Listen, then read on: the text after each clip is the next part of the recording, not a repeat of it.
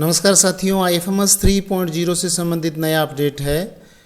IFMS 3.0 पर salary arrear bill बनने शुरू हो गए हैं। अब आप सैलरी एरियर बिल IFMS 3.0 के थ्रू बनाएंगे। इसमें ये ऑप्शन दे दिया गया है।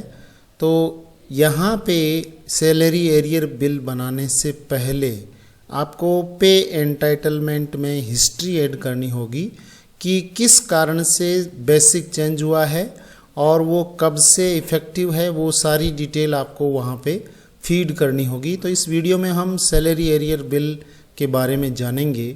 तो सबसे पहले हम यहाँ पे देखते हैं, इस पे जब क्लिक करते हैं तो यहाँ पे दो ऑप्शन आते हैं। एक आता है सैलरी एरियर और दूसरा आता है सैलरी एरियर बिल्स। तो यहाँ जो नीचे वाला ऑप्शन है उस पे आपको बिल बनने के बाद में ये बिल यहाँ शो होंगे। और अभी आपको सैलरी एरियर बिल जनरेट करना हो तो ये ऊपर वाला जो ऑप्शन है सैलरी एरियर, इस पे हम जाएंगे और क्लिक करेंगे। क्लिक करने पर यहाँ पर कहा जा रहा है to proceed with creating salary arrears please ensure that the pay entitlement history data has been added first. This information is crucial for accurate calculations and compliance. This need to be done by HO from pay entitlement history page. तो ये यहाँ पे entitlement history page है, इसको update करना है HO login से। यहाँ पे क्लियर मेंशन कर रखा है कि आपको HO लॉगिन में जाके ये जो हिस्ट्री पेज है उसको वहाँ पे आपको पे एंटाइटलमेंट हिस्ट्री है वो ऐड करनी है। किस तरीके से करनी है, हम यहाँ पे वो पेज खोलते हैं। तो यहाँ पे रोल को हम चेंज करेंगे, चेंज डेस्क एंड रोल, और HO रोल को सेलेक्ट करेंगे। वापस अपना ये पेज आ चुका है। इसमें एक्सेस से वर्क स्पेस पे जाएंगे। यहाँ नीचे आपको HO शो हो रहा है, हेड ऑफ ऑफिस, इस पे आप क्लिक करेंगे। यहाँ पर आप देख पा रहे हैं HO रोल है वो ओपन हो चुका है। इसमें आपको एम्प्लॉय मैनेजमेंट पे क्लिक करना है। HO रोल का अप्रूवर यहाँ पे ओपन हो चुका है, माय रोल।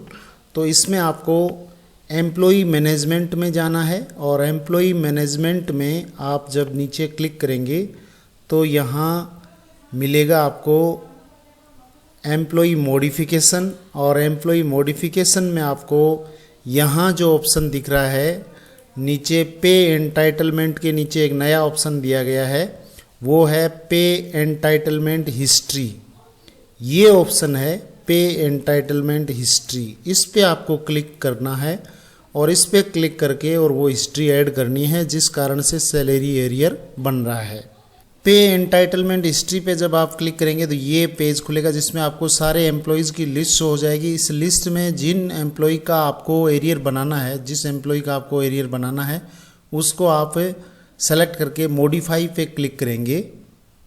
जैसे मुझे यहाँ पे सीरियल नंबर 13 पे जो एम्प्लॉय है उनका यहाँ एरियर बनाना है, तो इनके नाम के आगे जो मॉडिफाई बटन है उस पर हम क्लिक करेंगे। क्लिक करने पर आपके सामने ये पेज खुलेगा। इसमें है एम्प्लॉय पे एंटाइटलमेंट रिक्वेस्ट, और यहाँ पे है ये एम्प्लॉय आईडी शो हो रही है उस एम्प्लॉय की, और एम्प्लॉय नेम शो हो रहा है। और नीचे यहाँ पे आपको ऐड पे एंटाइटलमेंट, अब यहाँ पे आपको वो एंटाइटलमेंट है वो ऐड करना है। तो ऐड पे हम क्लिक करेंगे।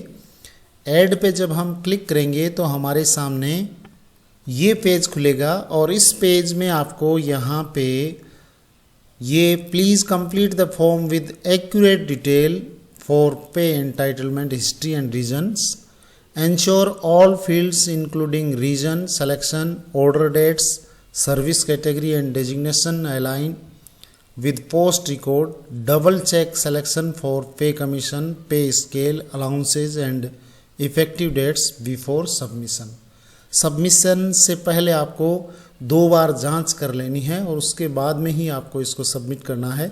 तो यहाँ पे उस एम्प्लॉय की करंट पे एंटाइटलमेंट डिटेल शो हो रही है, और उसके बाद में नीचे हम स्क्रॉल डाउन करेंगे तो आपको सबसे पहले यहाँ पे रीज़न शो हो रहा है। तो रीज़न आपको सेलेक्ट करना है किस कारण से बेसिक चेंज हुआ है। तो हम यहाँ MACP का सेलेक्ट कर देंगे, और यहाँ पे MACP ऑर्डर डेट कब की डेट में वो ऑर्डर हुआ है, इफेक्टिव डेट नहीं है। यहाँ पे ये ऑर्डर कब जारी हुआ है उस डेट को हम ऐड करेंगे। तो मेरे यहाँ इन एम्प्लॉय का जो ऑर्डर है वो 23 फरवरी 2024 का है, इसको हम सेलेक्ट कर देंगे। उसके बाद में MSCP या SCP की जो इफेक्टिव डेट है वो कब से है, तो वो है 1 अप्रैल 2023 से, तो इसको हम सेलेक्ट कर लेंगे 1 अप्रैल 2023। उसके बाद में SCP MSCP effective to date, कब तक ये यानी एरियर कब से कब तक बनाना है वो यहाँ पे हम लास्ट जो डेट है वो फीड करेंगे। तो ये अवधि यहाँ पे मार्च से इनको पूरा वेतन दिया गया है, 29 फरवरी तक का ये यहाँ पे जो एरियर बनना है 1 अप्रैल 2023 से 29 फरवरी 2024 तक। और उसके बाद में यहाँ पे व्यू मंथ वाइज डिटेल का ऑप्शन है। व्यू मंथ वाइज डिटेल में आपको यहाँ पे जब सेलेक्ट करेंगे तो जैसे यहाँ पे अप्रैल का डे वाइज में हम लिखेंगे कितने दिनों का है, तो यहाँ पे 30 दिनों का है। उसके बाद में मई का 31 दिनों का है। और उसके बाद में हम सेलेक्ट करेंगे जून का, तो जून का 30 दिनों का है। उसके बाद में हम जुलाई का सेलेक्ट करेंगे, जुलाई का है 31 दिनों का। और अगस्त का भी 31 दिनों का। और सितंबर का है 30 दिनों का। और उसके बाद अक्टूबर का 31 दिनों का। और नवंबर का 30 दिनों का। और दिसंबर 31, जनवरी 31 और फरवरी 29। और इसको हम सेव कर देंगे।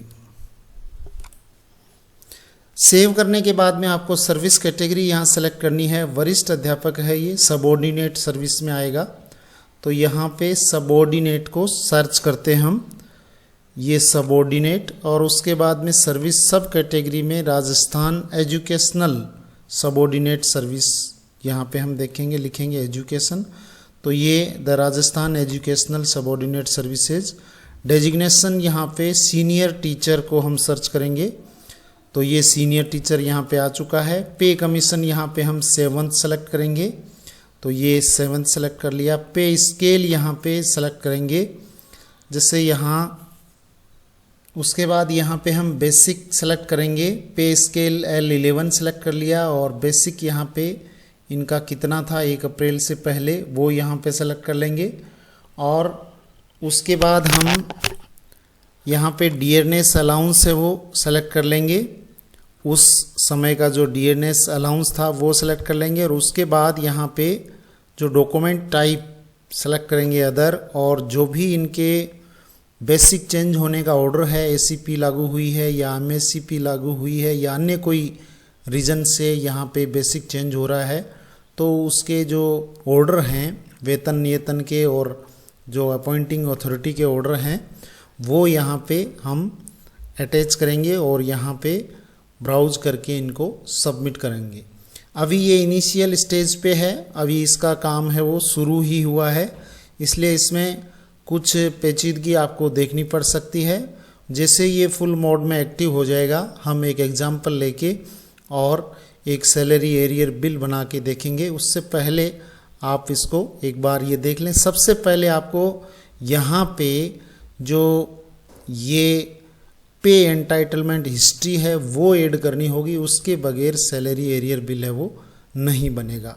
जब आपके ये बन जाए, ये पे एंटाइटलमेंट हिस्ट्री ऐड हो जाए, तो उसके बाद में वापस आपको DDO रोल पे जाके और जो ऑप्शन है हम वापस जाते हैं। देखिए चेंज रोल में जाएंगे, वर्क स्पेस सेलेक्ट करेंगे, DDO को सेलेक्ट करेंगे, एम्प्लॉय मैनेजमेंट को ओपन करेंगे, इसमें बिल्स में जाएंगे और सैलरी एरियर बिल और सैलरी एरियर इसको हम ओपन करेंगे। तो आप यहाँ पे नीचे स्क्रॉल करेंगे तो रेज एन एरियर रिक्वेस्ट, आपको एरियर की यहाँ पे रिक्वेस्ट रेज करनी है। उससे पहले आपको पे एंटाइटलमेंट हिस्ट्री है वो ऐड करनी है। तो रेज एन एरियर रिक्वेस्ट पे हम जैसे ही क्लिक करेंगे आपको एम्प्लॉयज़ की लिस्ट शो होगी। इस लिस्ट में से जिस एम्प्लॉय का आपको एरियर बनाना है उसको हम सेलेक्ट करेंगे। तो यहाँ पे ये मैसेज आ रहा है फेल्ड, क्योंकि यहाँ पे पे एंटाइटलमेंट हिस्ट्री नॉट फाउंड, इसमें पे एंटाइटलमेंट हिस्ट्री है वो ऐड नहीं की गई है, यानी किस कारण से एरियर बन रहा है, कब से वो प्रभावी होगा, वो आपको सारी यहाँ फीडिंग करनी होगी, उसके बाद ही ये एरियर बिल बन पाएगा।